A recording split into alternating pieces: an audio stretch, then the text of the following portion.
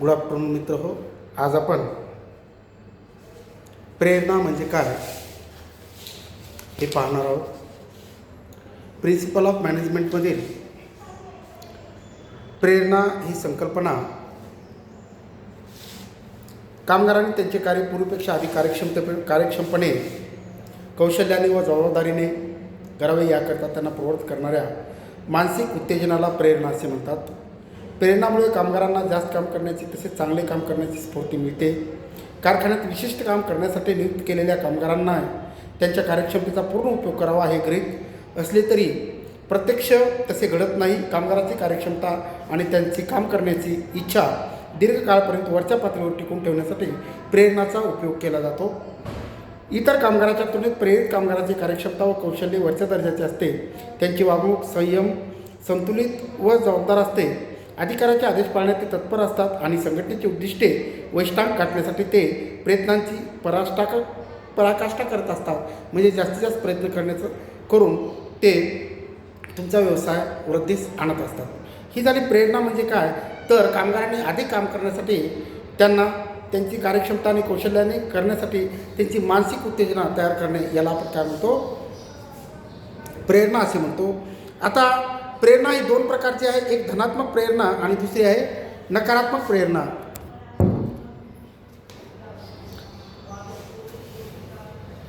प्रेरणाचे धनात्मक प्रेरणा आणि नकारात्मक किंवा ऋणात्मक प्रेरणा असे दोन प्रकार आहेत. ज्या प्रेरणामुळे कामगाराच्या मूलभूत आणि अर्जित गरजांची पूर्णता होते आणि ज्या प्राप्त करण्यासाठी कामगार जास्त परिश्रम करण्यासाठी प्रवृत्त होतात अशा प्रेरणांना धनात्मक प्रेरणा असे म्हणतात. दुसऱ्या शब्दात नेहमीपेक्षा जास्त पगार, भत्ते व बोनस, अधिकार, मान इत्यादी मिळवण्याच्या उद्देशाने कामगार जेव्हा जास्त काम करण्याकरता प्रवृत्त होतात तेव्हा अशा प्रेरणांना धनात्मक प्रेरणा असे म्हणतात.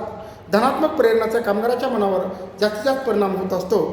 मनुष्याची एक नैसर्गिक इच्छा आहे की धनात्मक प्रेरणा ही धनात्मक म्हणजे कुठलाही मानव कुठलेही काम करत असताना तो सकारात्मकरित्या किंवा ते चांगलं काम झालं पाहिजे अशीच इच्छा मनात ठेवत असतो आणि म्हणून त्याला आपण म्हणतो त्याची ती धनात्मक प्रेरणा म्हणजे तुमचं जी काही विचार करण्याची क्षमता आहे ती पॉझिटिव्ह असते आणि पॉझिटिव्ह जेव्हा संकल्पना आपल्या मनामध्ये असते तेव्हा झालेलं काम किंवा करणारं काम हे सुद्धा पॉझिटिव्ह होत असतं आणि म्हणून त्याला आपण म्हणतो धनात्मक प्रेरणा. आता धनात्मक प्रेरणेमुळे कामगाराच्या मूलभूत तसेच अर्जित गरजाची पूर्णता होते, परंतु ऋणात्मक किंवा नकारात्मक प्रेरणेमुळे कामगाराच्या मूलभूत तसेच अर्जित गरजाची पूर्णता होत नाही. उलट ज्याच्यापासून कामगार स्वतःचे संरक्षण करण्याचा प्रयत्न करतात अशा प्रेरणांना नकारात्मक किंवा ऋणात्मक प्रेरणा म्हणतात. असे म्हणतात विशिष्ट प्रमाणात उत्पादन न केल्यास मजुरीमधून करण्यात येणारी कपात, कामगारांना विविध कारणावर करण्यात येणारा दंड, बेजबाबदार वागणुकीमुळे किंवा अकार्यक्षमतेमुळे कामगारांना कामावर काढून टाकण्याची शक्यता, गैरसोयीची बदली, पदोन्नती ही सर्व नकारात्मक प्रेरणाची ठळक उदाहरणे आहेत.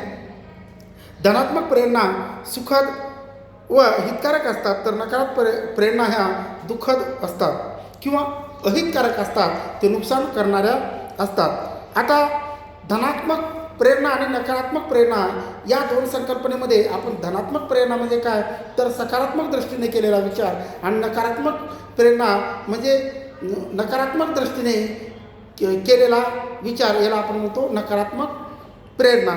आणि मग या प्रेरणेमध्ये तुलनात्मक काय महत्त्व आहे ते आपण पाहूया. धनात्मक प्रेरणा व नकारात्मक प्रेरणा या दोन्हीचे तुलनात्मक महत्त्व कोणते तर परीक्षेत उत्तम श्रेणी किंवा चांगले यश मिळावे याकरता काही विद्यार्थी रात्रीचा दिवस करतात, तर महत्त्वाकांक्षेचा अभाव असणारे स्थितप्रिय विद्यार्थी आपले वर्ष व पैसा वाया जाऊ नये याकरता अभ्यास करतात. हाच नियम कारखान्यात काम करणाऱ्या कामगारांना लागू पडतो. पर्यवेक्षकाचे इतर अधिकाऱ्याचे आपल्याबद्दल चांगले मत व्हावे, जास्त मजुरी मिळावी, तसेच वरची जागा प्राप्त व्हावी या उद्देशाने प्रेरित होऊन कामगार त्यांचे काम जबाबदारीने करतात, तर आपली नोकरी जाऊ नये, पर्यवेक्षकाची नामर्जी होऊ नये, दंड करण्यात येऊ नये याकरिता काही कामगार आपली जबाबदारी पार पाडण्यासाठी प्रवृत्त होतात. भीती हाच नकारात्मक प्रेरणाचा आधार बनत असतो. धनात्मक प्रेरणामुळे कामगाराच्या उत्पन्नात भर पडते, त्यांना उपलब्ध असणाऱ्या सुखसोयीमध्ये वाढ होते, त्यांचे जीवनमान उंचावते आणि त्यांना अधिक समाधान प्राप्त होते. नकारात्मक प्रेरणेमुळे संबंधित कामगाराचे उत्पन्न वाढत नाही तर ते टिकून राहते. धनात्मक प्रेरणेच्या तुलनेत नकारात्मक प्रेरणेमुळे कामगार त्यांचे काम अधिक कार्यक्षमतेवर जबाबदारीने करण्याकरता प्रवृत्त होतात काय, असा एक प्रश्न या संदर्भात उपस्थित होतो. धनात्मक प्रेरणाच्या तुलनेत नकारात्मक प्रेरणाचा परिणाम ताबडतोब होतो असे संशोधनामध्ये लक्षात आलेलं आहे. नकारात्मक प्रेरणाचा परिणाम ताबडतोब होत असला तरी तो ठराविक काळ टिकून असतो. हा काळ संपल्याबरोबर नकारात्मक प्रेरणाचा परिणाम झपाट्याने ओसरू लागतो. अल्पकाळात नकारात्मक प्रेरणामुळे उत्पादनात वाढ घडून येत असली तरी या प्रक्रियेमुळे कामगाराच्या संघटनेच्या प्रती असणारी निष्ठा भंग पावते. परस्पराची सहकार्य करण्याची प्रवृत्ती नष्ट होते आणि कारखान्याच्या संघटनेत अविश्वासाचे वातावरण तयार होते. रेन्सिस लिकर्ट यांनी अमेरिकेत केलेल्या संशोधनामधून नकारात्मक प्रेरणेच्या अल्पकालीन तसेच दीर्घकालीन परिणाम स्पष्ट झाले.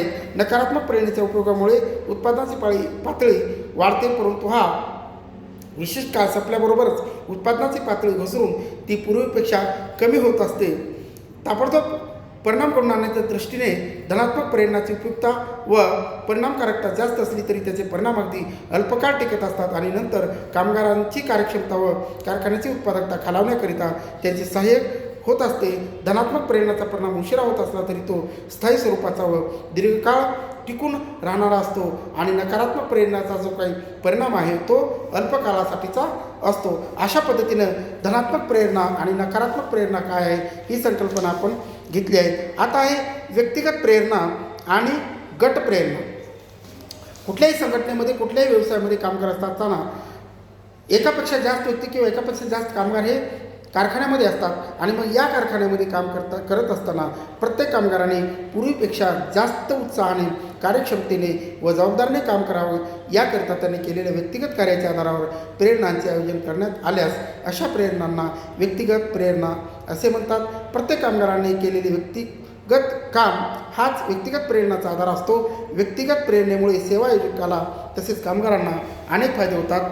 काही महत्त्वाच्या फायद्याबद्दल आपण खालीलप्रमाणे विचार करूया.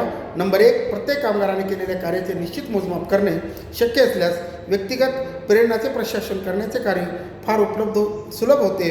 प्रेरणाची परिणामकारकता त्या प्रेरणाचे प्रशासन कशा रीतीने केले जाते यावर अवलंबून असते. व्यक्तिगत प्रेरणाचे प्रशासन करण्याचे काम व्यवस्थितपणे करण्यात आल्यामुळे अपेक्षित परिणाम साध्य करणे सहज शक्य होत असते. नंबर 2 आहे प्रत्येक कामगाराने केलेले कार्य व त्याला प्रेरणाच्या रूपाने मिळणारा मोबदला यामध्ये सरळ संबंध असल्यामुळे जो कामगार जितके काम करेल तितका मोबदला त्याला प्राप्त होईल. जास्त मोबदला मिळवण्याच्या उद्देशाने कामगार जास्त परिश्रम करण्यासाठी प्रवृत्त होत असतात. त्यानंतर आहे प्रत्येक कामगार हा विशिष्ट समूहाचा एक घटक असला तरी आणि त्याच्या दृष्टीने त्याचे इतराबरोबर असणारे संबंध महत्त्वाचे असले तरी त्याचे स्वतःचे हित हे इतर सर्व बाबीपेक्षा त्याच्या दृष्टीने सर्वात महत्त्वाचे असते. व्यक्तिगत प्रेरणेमुळे प्रत्येक कामगार स्वतःचे हित सुरक्षित राहावे याकरिता आवश्यक ते प्रयत्न करत असतात. यानंतर आहे स्पर्धेमध्ये भाग घेऊन इतरांपेक्षा आपण श्रेष्ठ कसे आहोत हे सिद्ध करण्याची संधी प्रत्येक कामगारांना वैयक्तिक प्रेरणेमुळे प्राप्त होते. वैयक्तिक प्रेरणेमुळे कामगाराच्या उत्पन्नात जशी भर पडते त्याप्रमाणे यशस्वी कामगारांना कारखान्यात संघटनेत विशिष्ट स्थान प्राप्त होते. म्हणजेच व्यक्तिगत प्रेरणा ही प्रत्येक व्यक्तीला वेगवेगळ्या प्रकारे मिळालेली प्रेरणा त्याच्या स्वतःच्या हितासाठी, स्वतःच्या संरक्षणासाठी एखादं काम करणं आणि ते काम मनापासून करणं याला आपण व्यक्तिगत प्रेरणा असं म्हणत असतो. यानंतर आहे गट प्रेरणा. कामगाराच्या एका गटाने सामूहिकपणे केलेल्या कार्याच्या आधारावर प्रेरणाचे आयोजन करण्यात आल्यास अशा प्रेरणांना गट प्रेरणा किंवा समूह प्रेरणा असे म्हणतात. ज्याचे कार्य परस्पराशी निगडीत आहे अशा कामगारांना गटाने सामूहिकपणे केलेले कार्य हाच गट प्रेरणाचा मुख्य आधार असतो. गट प्रेरणामुळे खालील फायदे होतात. व्यक्तिगत प्रेरणामुळे प्रत्येक कामगार प्रोत्साहित होऊन जास्त परिश्रम करू लागतो. हे खरे आहे. प्रत्येक कामगार स्वतःचा म्हणजेच व्यक्तिगत हिताचाच विचार करीत असल्यामुळे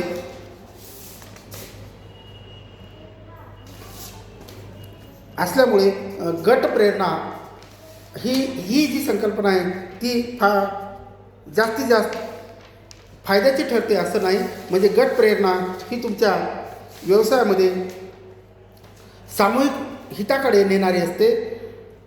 तसेच संघटनेच्या उद्दिष्टाकडे सुद्धा दुर्लक्ष होते. गट प्रेरणेमुळे व्यक्तिवादी प्रवृत्तींना मुळीच वाव मिळत नाही. गट प्रेरणाचा परिणाम प्रत्येक कामगाराच्या मनात तो विशिष्ट गटाचा एक अविभाज्य घटक आहे आणि व्यक्तिगत हितापेक्षा सामूहिक हित श्रेष्ठ आहे अशी भावना खोलवर रुजण्यात होत असते. ज्या कामगाराचे काम परस्पराशी निगडीत असते अशा कामगाराची व्यक्तिगत कार्यक्षमता ते इतरांशी कशा रीतीने व किती प्रमाणात सहकार्य करतात यावर अवलंबून असते.